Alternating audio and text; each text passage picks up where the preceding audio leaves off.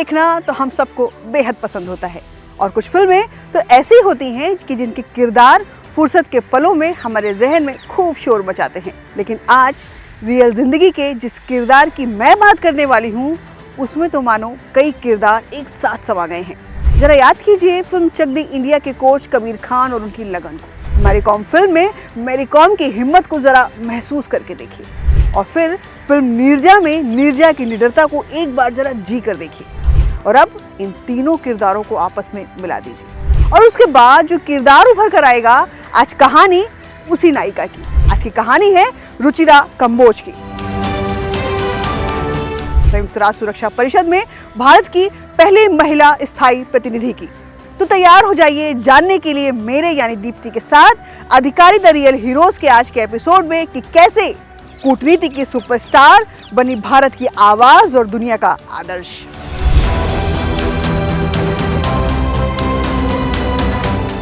रुचिरा कंबोज का जन्म एक संस्कृति समृद्ध परिवार में हुआ था जहां एजुकेशन और मॉरल वैल्यूज की इंपॉर्टेंस कहीं ज्यादा थी। लखनऊ में जन्मी रुचिरा ने अपनी शुरुआती पढ़ाई नैनीताल के सेंट मैरी कॉन्वेंट स्कूल से पूरी की और बाद में दिल्ली विश्वविद्यालय से पॉलिटिकल साइंस में ग्रेजुएशन किया। शिक्षा ने न उन्हें केवल एक विजनरी अप्रोच दी बल्कि मजबूत व्यक्तित्व भी दिया। साल 1987 में भारतीय विदेश सेवा यानी इंडियन फॉरेन सर्विसेज में ऑल वुमेन रैंकिंग में टॉप करने के साथ उनके चयन ने उनके जीवन को एक नई दिशा दे दी थी। रुचिरा की पहली पोस्टिंग पेरिस में हुई थी जहां उन्होंने फ्रांस और यूरोपीय संघ के साथ भारत के संबंधों को मजबूत किया और उनकी कार्यशैली की सबसे बड़ी खूबी थी उनका संवाद कौशल और रणनीतिक सोच। भारत वापस आने पर उन्होंने विदेश मंत्रालय में कई महत्वपूर्ण पदों पर काम किया और अंतर्राष्ट्रीय मंचों पर भारत के हितों का प्रतिनिधित्व भी किया। उन्होंने विशेष रूप से दक्षिण अफ्रीका और भूटान में भारतीय राजदूत के रूप में अपनी सेवाएं दी जहां उन्होंने भारत के विदेशी संबंधों को नई ऊंचाइयों तक पहुंचाया। सन 2022 में रुचिरा कंबोज को संयुक्त राष्ट्र में भारत का परमानेंट रिप्रेजेंटेटिव यानी एम्बेसडर ऑफ इंडिया नियुक्त किया गया जो उनके करियर का पीक था और इस पद पर उनकी नियुक्ति ने उनकी व्यक्तिगत योग्यताओं को तो मान्यता दी ही साथ ही यह भी दिखाया कि भारतीय विदेश सेवा में महिलाएं कितनी प्रभावी और प्रेरणादायक हो सकती हैं। रुचिरा कंबोज ने विश्व स्तर पर विशेष रूप से यूएन में महिलाओं के अधिकारों की काफी वकालत की है। उन्होंने फॉरेन पॉलिसी में महिलाओं की भूमिका और उनके कंट्रीब्यूशन को भी महत्व देने पर बल दिया है। उनके अनुसार सामाजिक और आर्थिक विकास में महिलाओं की सक्रिय भागीदारी से सच्ची प्रगति संभव है। रुचिरा का मानना है कि विमेन एम्पावरमेंट केवल शिक्षा और रोजगार तक सीमित नहीं है बल्कि यह उन्हें डिसीजन लेने की प्रक्रिया में इक्वल पार्टिसिपेशन से भी जोड़ता है। रुचिरा एक ऐसी शख्स हैं जिसने दुनिया के सबसे बड़े मंच पर भारत की आवाज को मजबूती से पेश किया है। उन्होंने कहा था भारत शांत है लेकिन कमजोर नहीं। साधारण परिवार की इस असाधारण बिटिया ने न सिर्फ कूटनीति के खेल में महारत हासिल की बल्कि महिलाओं के लिए एक ऐसी मिसाल बन गई जो आने वाली पीढ़ियों को प्रेरित करती रहेंगी।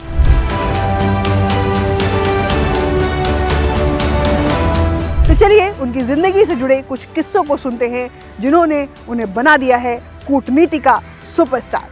साल था 2022 और मंच था संयुक्त राष्ट्र सुरक्षा परिषद का। भारत की पहली महिला स्थायी प्रतिनिधि बनने के बाद रुचिरा ने पहली बार यूएनएससी में कदम रखा था। तब कूटनीति के गलियारों में पुरुषों का दबदबा था लेकिन रुचिरा कंबोज का आत्मविश्वास अलग था। बैठक शुरू हुई, पाकिस्तान ने फिर से वही पुराना कश्मीर का राज छेड़ दिया था। उसकी सारी बातें उकसाने वाली थी और तभी रुचिरा ने अपना माइक ऑन किया और एक तीखे लहजे में कहा, आपका हर शब्द झूठ है।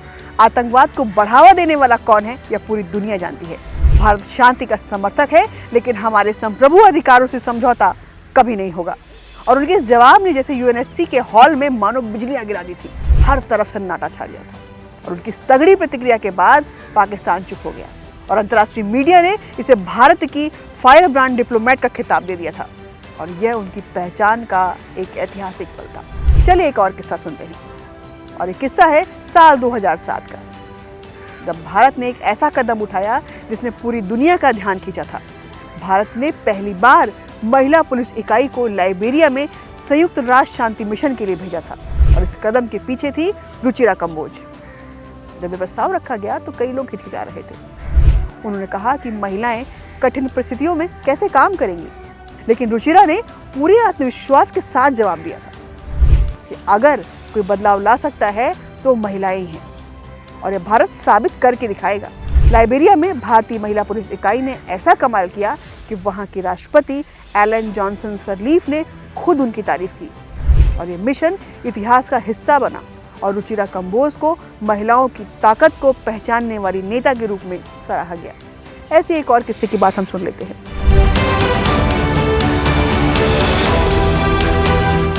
एक और ऐतिहासिक पल बनने वाला था। संयुक्त राष्ट्र महासभा में जलवायु परिवर्तन पर चर्चा हो रही थी। बड़े बड़े देशों के नेता अपनी बात रख रहे थे, लेकिन कोई भी ठोस समाधान की बात नहीं कर रहा था। और तभी रुचिरा कंबोज उठी और उनका व्यक्तित्व और उनकी आवाज ने पूरे हॉल का ध्यान अपनी ओर खींच लिया।